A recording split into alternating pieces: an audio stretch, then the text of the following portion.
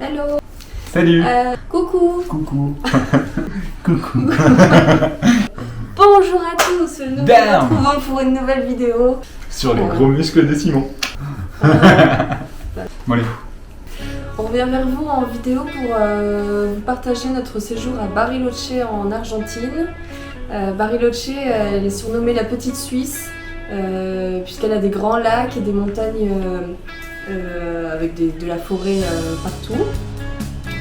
Quand on est à Bariloche, on est aux portes de la Patagonie et ça se ressent notamment au niveau des prix des logements.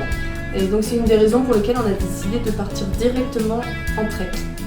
Et c'est ainsi que nous avons choisi de faire le trek des 5 lagunas. Bon, on n'était pas très bien renseignés, on l'a d'ailleurs fait dans le mauvais sens. Et le premier jour, on est arrivé à la Laguna Ilón, magnifique avec une vue sur un glacier.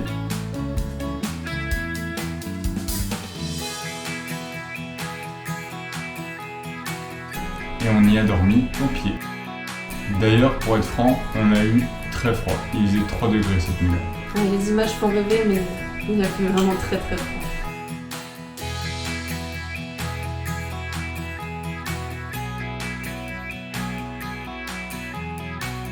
Sur le deuxième jour, on a monté un premier col et c'est là qu'on a vu deux lagunes, la Lagune Azul et la Lagune Cretón.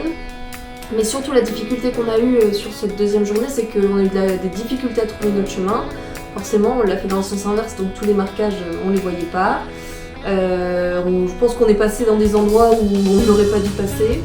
Et le moment le plus difficile, c'était l'ascension du col Cerro Cristal.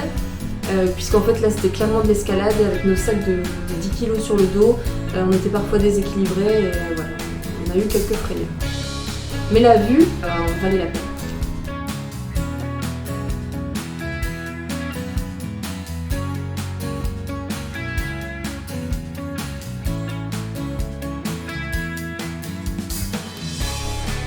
Le troisième jour, on est arrivé à la Laguna Cab, où on a rencontré des Argentins qui étaient en train de faire le trek entre amis.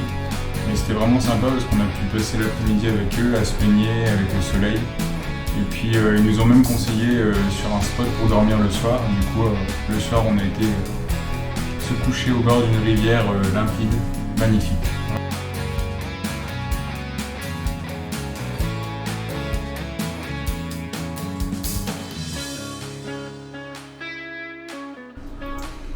Le quatrième jour, on a monté notre dernier col qui nous a permis d'avoir la vue sur la Laguna Cap de la veille et une nouvelle laguna qui sera la dernière, la Laguna Negra.